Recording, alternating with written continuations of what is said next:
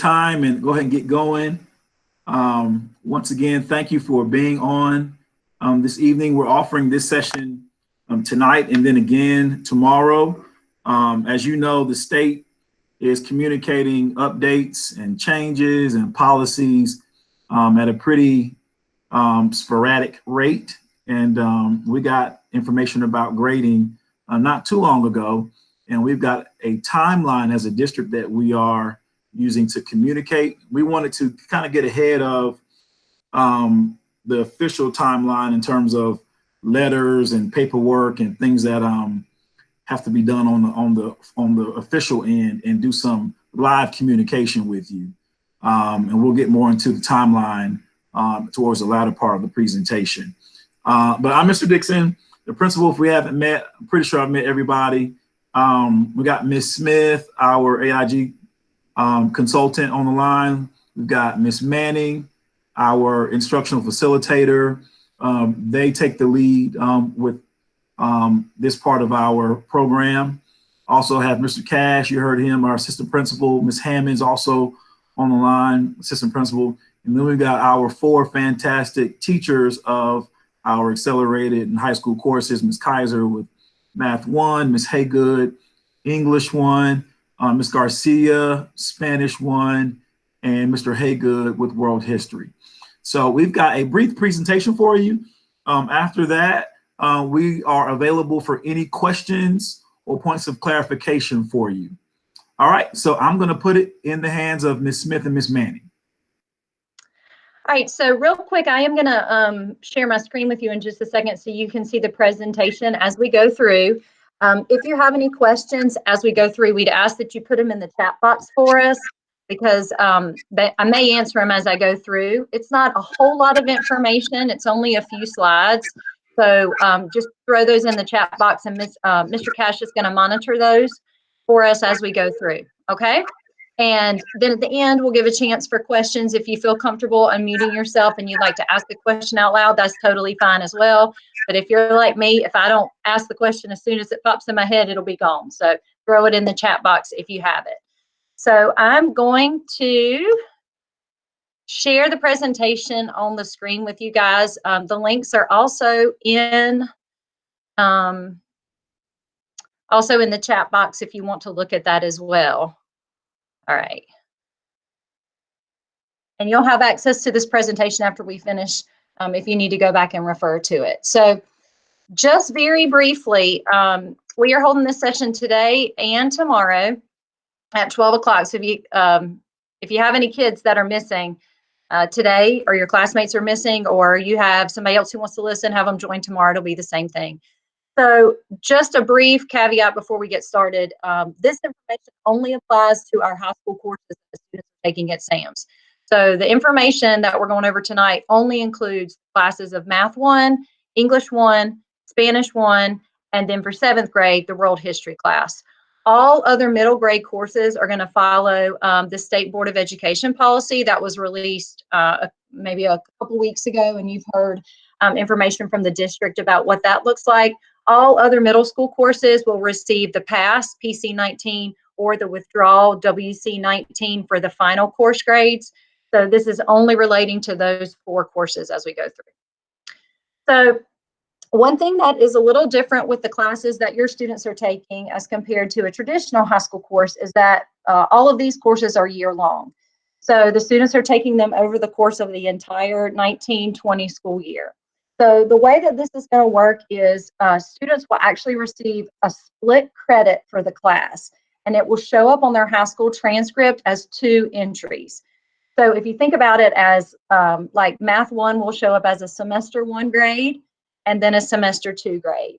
So the semester 1 grade that your students have already earned, that will be stored. There are no changes to the semester 1 grade. So what they earned in Math 1, English 1, Spanish 1, or World History, in semester 1, that grade stands. Nothing else is going to change. And so they will receive a half credit for that semester 1, whichever course that they're enrolled in. For semester 2, that's where your students and you as parents can have a discussion about what they would like to do. So if you'll kind of focus on the second bullet here, and we're gonna have a graphic that kind of breaks it down a little bit easier on the next slide. But I want you to keep in mind that your students are going to have a choice to either choose a numeric grade for second semester, or they can choose to receive the PC19 WC19 code. If they choose the numeric or the PC19, that will award half a credit. The WC19 does not award a half a credit, and we'll go over that in just a second. So for the semester 2 grade, so if your student chooses to take the grade in semester 2, then your student will earn the higher grade. And it can be their grade from quarter 3, which is reported as Q3 on their report card. You would have gotten that when that came out early April. Or they will earn a combined grade of quarter 3 and quarter 4. Now, it's a little confusing, so I'm going to show you on the chart in just a second. One other thing that's a little different with middle school courses, and again, this is state board policy, no high school courses that they take in middle school count towards a GPA. So your students are earning credits, but they are not officially earning a GPA until they become a 9th grader at Ashburn High School or at another high school. Okay? So when we went through this information, I want you to kind of focus on the chart that's up on the screen right now. So remember, this only counts for second semester for the high school courses. And your students will have a choice for every high school course that they are enrolled in. So if they are enrolled in 3 courses, they have this choice for all 3. They can pick it for 1 or 2 or 3. It doesn't make a difference. So every course will be selected. Every course has this option. So the first option that we talked about was the numerical grade. So what I would encourage you and your students to do is go back and look in PowerSchool. The numeric grade is either going to be Q3, which is their grade as of March 13th, or their numeric grade is going to be an average of Q3 and Q4. So Q4 is quarter 4, which we're currently enrolled in. So I'll give you kind of an example of what this would look like. It's going to take whichever one is higher. So let's say, for example, students, if you made an 80 in Q3, so that would be a B. And then through Q4, you've worked really hard, and let's say you have a 95 right now in Q4. What they will do is average their Q3 grade and their Q4 grade together, and that will improve their grade. So they would get like an 88. So that would have been an 80 for Q3, and then a 95 for Q4, and then they would take the average of those two, like a normal grade average, and that would give, that student would earn an 88 for the class. Now, let's say that your student had a 95 in Q3, and this in Q4, maybe they haven't turned everything in, maybe they're working hard, but they haven't gotten everything turned in exactly that they need to, and let's say that they had, so they earned a 95 Q3, let's say they made an 80 in Q4. Well, if we average those two grades together, what's going to happen? The grade's going to go, their average would go down. So in that case, we would keep the Q3 grade, which would be a 94. So with the numerical grade option, they get to keep whichever grade is higher. If you have questions about that, I would encourage you to talk to your teachers, to your student's classroom teacher, and I'll have their contact information up in just a second. But the big thing to remember with the numerical grade is that it is going to be the highest grade that they have earned, either the quarter 3 grade, which was as March 13th, or the average of Q3 and Q4. They cannot choose just to take the Q4 grade. They have to take the average if they're going to use the Q4 grade. So that's the first option with the numerical grade. The other option, some parents kind of are thinking about this as like a pass or withdrawal, if those of you are familiar with those options. The code option, which is what they're referring to this up, is called the PC19 or the WC19. So let's say that they had a grade in Q3 that was passing, so that would be an A, B, C, or D, so a grade above a 60, but it's not as high as maybe the student wanted it to be, and they did not improve their grade in Q4, they may opt or choose to take what's called the PC19. This is considered a past COVID-19.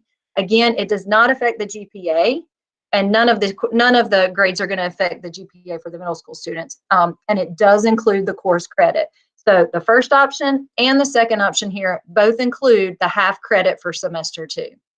The last option in the code for code is called the WC19. This is not a fail. It is not the same thing as getting a fail in the class. It is considered a withdrawal. This would be for a student who had below a 60 in quarter 3 and had not improved their grade really at all in Q4. And so they would opt to take the WC19. This again does not affect the GPA, and it is not the same as failing. However, if you opt to take the WC19, it does not include the half course credit. So if you take that option, it does not include course credit for whichever courses that you are taking, and you may be required to retake it once you go across the street to Asheboro High School, depending on whether it's a requirement for graduation or not. So just as a quick, this chart was pretty easy for me when I was looking at it. If you have high school students, you may be familiar with the chart or familiar with these options as well. The only difference is the GPA factor. So the GPA is not affected at all by any of these choices. So again, just as a recap, numerical grade is an option, earns the credit. PC19 is an option, it earns the half credit. WC19 is an option, it does not earn the credit.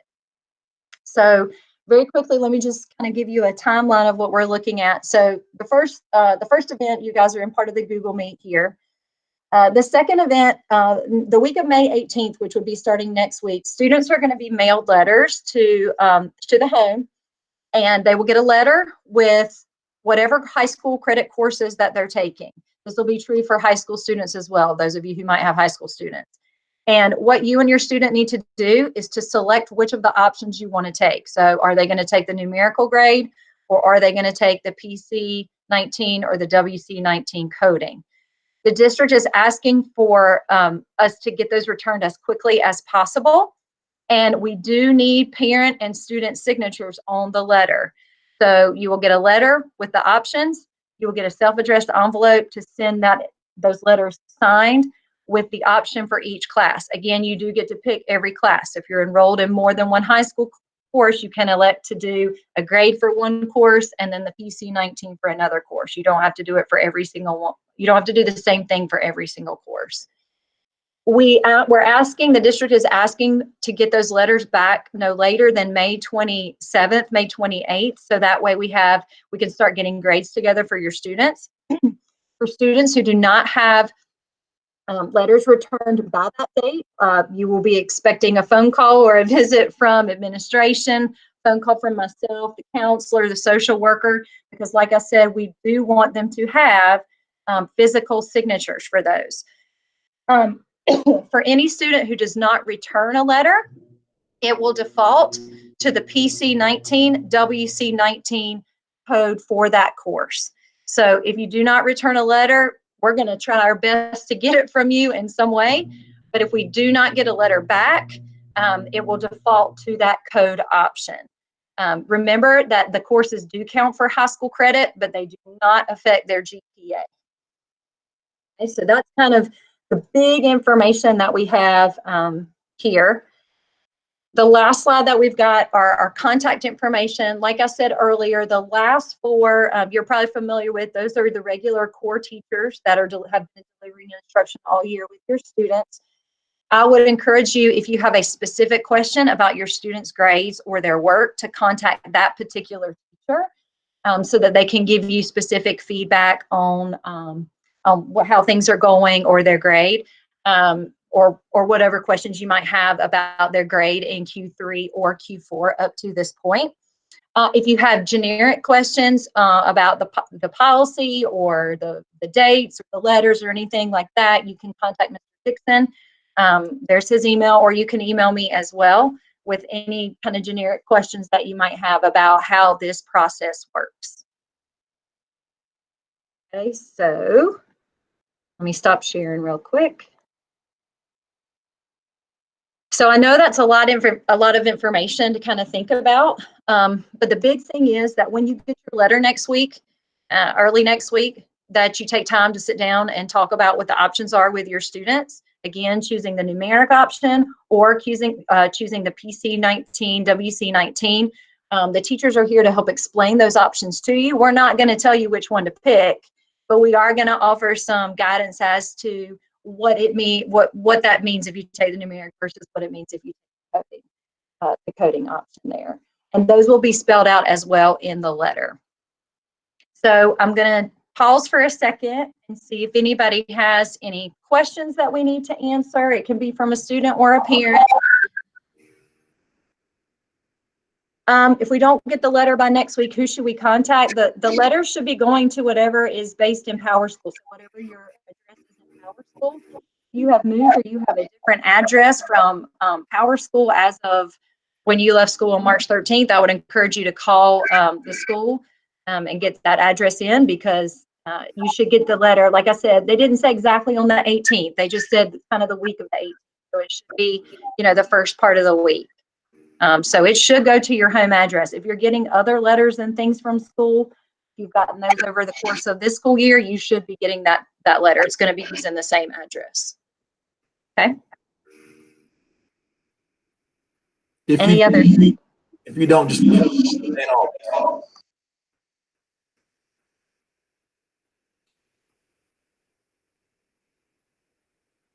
any other questions? All right, did we do that good? Is it that clear, that easy? We'll take it. We'll take it.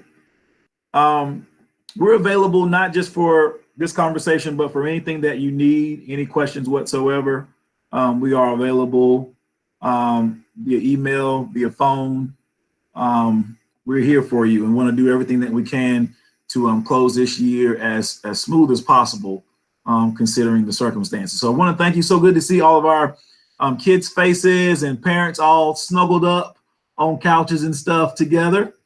It's been a good time, and we will see you again very, very soon. Again, please tell others who may not have made it or got the memo that we are meeting again, this same presentation tomorrow at noon, same time, well, same place, different time, 12 o'clock tomorrow. All right, if there be nothing else, then we're going to close. Wait a minute.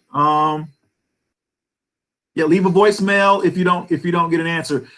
You usually get a live person if you call between 10 a.m. and 2 p.m. After 2 p.m., it's hit or miss. You might get an administrator, or you may get the voicemail, but the voicemail is checked daily. The last question I saw was about if these choices would affect courses, like for 7th graders taking high school courses next year.